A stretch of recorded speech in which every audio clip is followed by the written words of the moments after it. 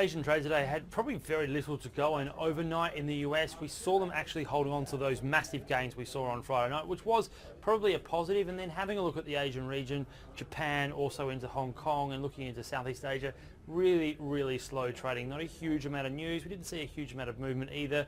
The BOJ press conference was delayed and still is delayed. We haven't actually seen any news coming out of that part of the world, considering that they apparently are stuck in a huge long parliamentary inquiry. So we are still waiting on that front for us over here in Asia, and that hasn't affected trade.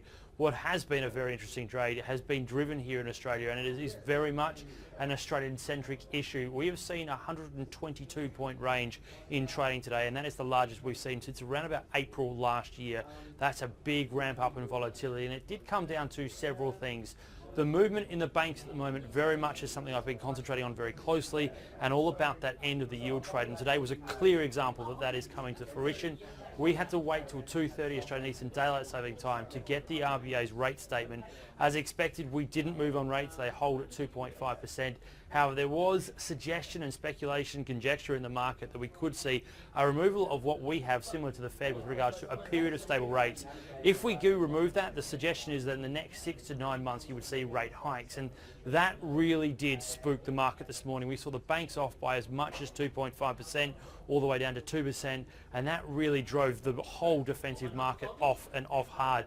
Telstra, CSL, also the big supermarkets here, all fell very sharply and saw us down 1.6% at around about 11:15, and that was a very interesting opening trade. Slight bounce, then we held, and then once the rate decision and the statement came in as expected, there was a big rally back, and we're only down about half of 1%. That just shows you one clear thing, that when there is a movement in either Fed's rate or the RBA rates here in Australia, there will be an end to that trade. And I think that's a really clear thing to be aware of, and something that today's trade has really made sure that I'm crystallising in my mind.